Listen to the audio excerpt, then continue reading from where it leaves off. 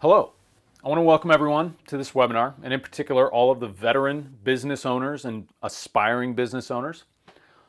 We're going to talk today about starting new businesses, and starting a new business on your own after a military career can be pretty intimidating.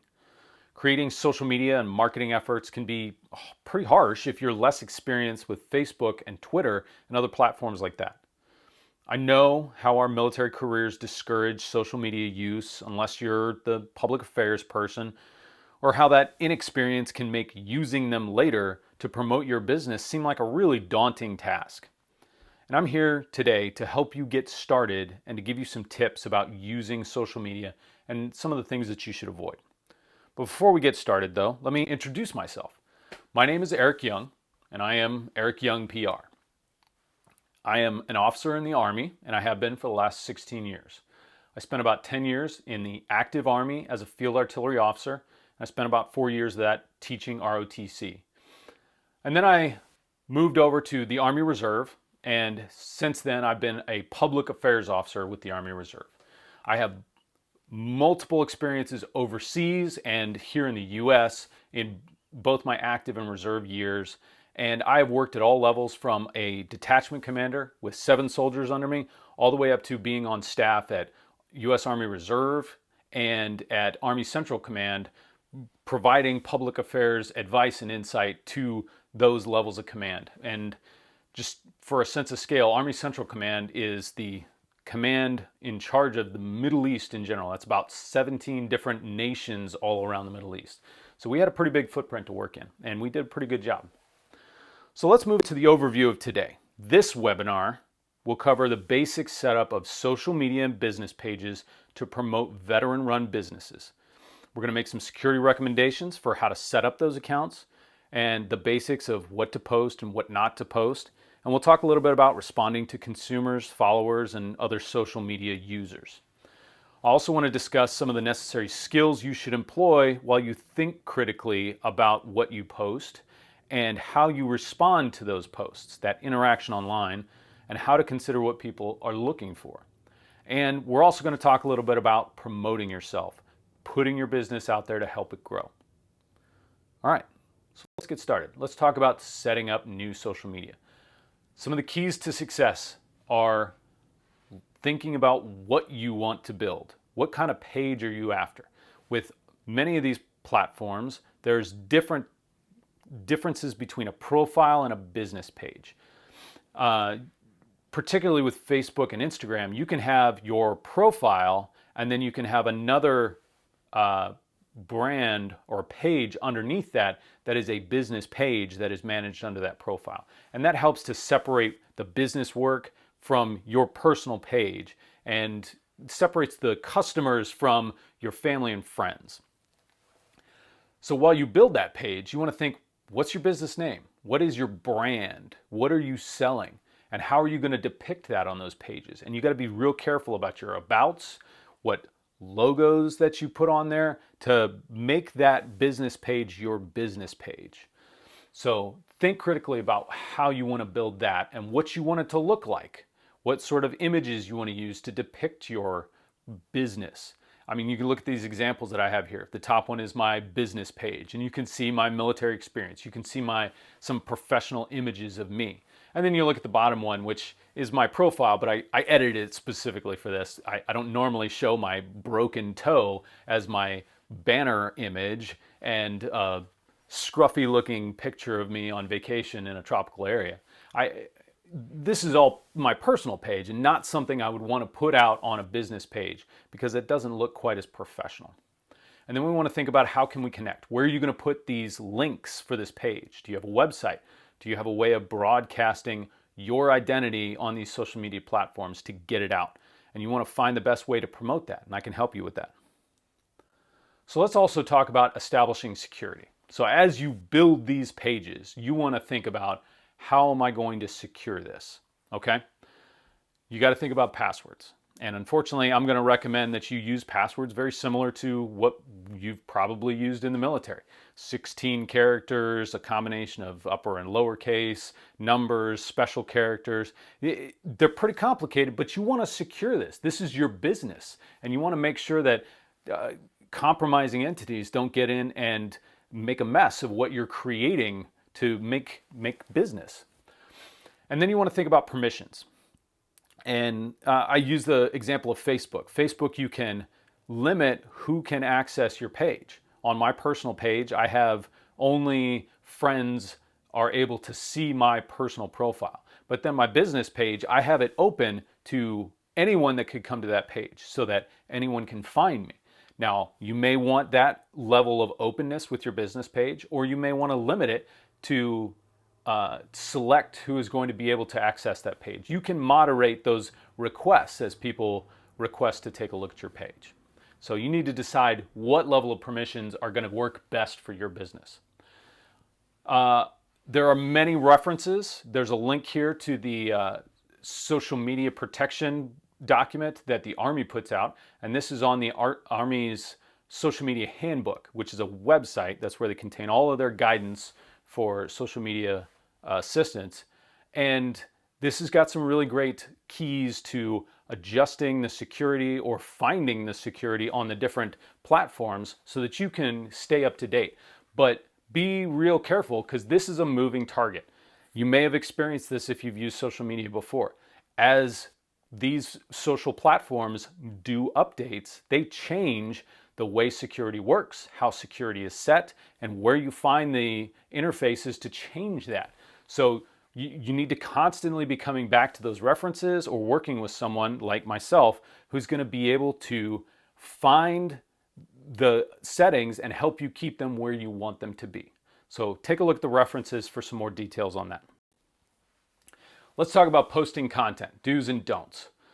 When are some good times to post and some times that aren't so good to post? Well, particularly if you're in tech or if you're in sales, so any of those sort of business entities, you really want to focus on midweek, Tuesday to Thursday, morning to noon time frame. This is when you're, based on research, going to get the most interaction from your customers for the kind of business that you're putting out there.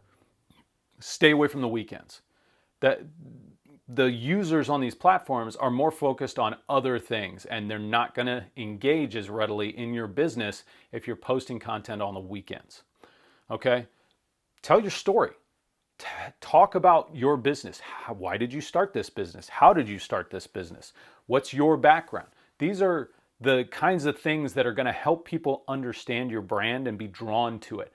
But be careful how much you post or what you tell in that story. Because if you're posting too much, you're going to flood their feed and they're going to probably mute you or move away from your page. Or if you post too little, you're going to fall out of their feed and they're not going to see you so much. Or if you start to veer off topic and talk about current events that don't relate to what your business does, then you're going to confuse the customer and they may not want to come back to you. So be careful with that. Some other good things to do. Product demos or images and video of what your product does and what your business looks like. These are things that draw people in and make a personal connection. But don't veer into other areas like attacking competitors or writing too much in your text. If you have no images and it's all text, then people aren't going to be as interested. Those visual images are what really draw them in. Some other important things to consider are scheduling.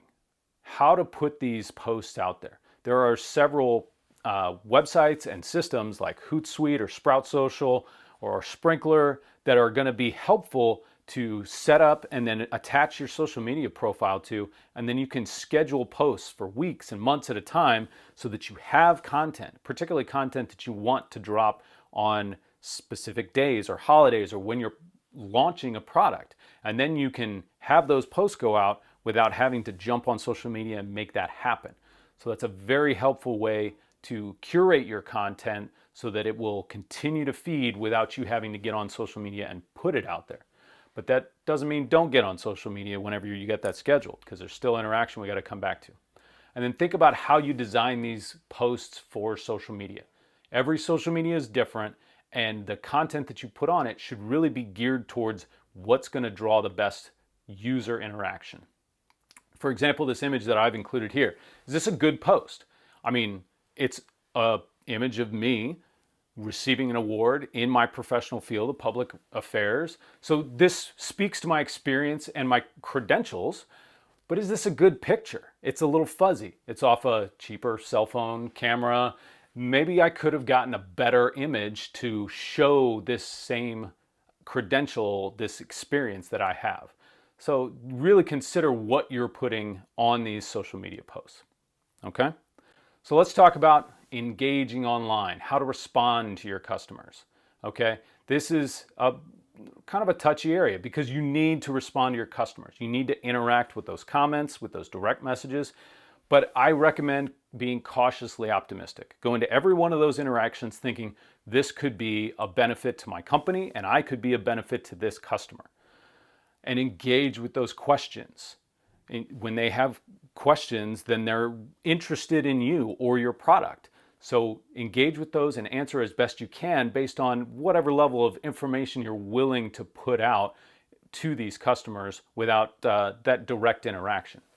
And then try to maintain positive interactions. Always be positive in how you interact with them and always try to lean towards helping them find what they need, and hopefully what they need is you. But unfortunately in all of this, there's the potential of scams. That's why we need to be cautiously optimistic as we go into these interactions, because you never really know who's interacting with you. There are too many trolls out there on the internet that just want to bring people down, or there are entities, particularly for veteran business owners who may be trying to work towards government contracts. There may be other entities out there that are interested in what you're producing for the wrong reasons. So you need to be careful about who you're interacting with, who you're writing white papers for, who you're giving any extra information about your products or what you're capable of to, because you need to know who that customer is and what their background is and who they're providing that information to. So that's why you got to think critically. That's the key to online interaction. Never take everything at face value. Do your research and think critically about who you're interacting with. There's some work behind this, but it's going to be for great benefit if you put the effort in. So let's talk about writing your own eval. I'm sure a lot of you are familiar with some form of this, promoting yourself, writing up your story to sell yourself. This is ultimately what we're trying to achieve by going out there on social media. So you need to find ways to do that once you have these social media pages out there. You can't just throw them out there and hope that good things happen. You've got to sell yourself. And that's where you can leverage your network. You may already have people out there on your personal pages that you can pull onto your business pages because they are interested in promoting you, or they know other people that they could sell your business to in terms of bringing business to you. So look for those mentors that you've had through your career, or those peers that are working in similar fields, and network with them and see what you can do to expand the public that's aware of what you provide and really get yourself out there. So you got to know what you're selling. You've got to be able to speak clearly to what is your product or what is your capability and who you want to sell that to. Do you know who your customers should be?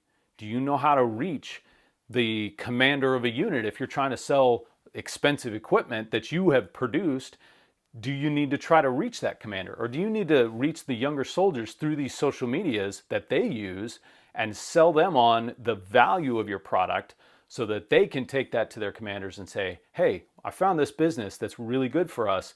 Let's work with them. Okay? So consider what you post and make sure that everything that you post is promoting your business, promoting your products, and promoting yourself. So look for resources that are going to help you. If you need assistance in the social media field, find a public relations person, a marketing person that's going to help you succeed and help you put your posts and your social media out there in the places that are going to get you customers. And that's what I'm here for. So hopefully everything we talked about today will help you put you on a path to promote your business. It's going to build your brand, and it's going to help you grow your customer and follower base. But just remember, this is all hard work. But for those of you that have stayed away from social media, it's going to be a little bit harder, and it's going to be unfamiliar, and it's going to be uncomfortable. You will feel like you're putting yourself out there in ways that expose you, but just think, as long as you tell your company's story and you draw people in with what you can provide for them and what you do, you are doing the right thing. And if you need a little help to get started, reach out to me. I can help work with you and help make your veteran-owned business a big success online. So reach out to Eric Young PR, Eric Young PR1 on Facebook and Twitter, and Eric Young PR on LinkedIn and Instagram, and find my website. I'm here to help you turn your military experience into civilian success.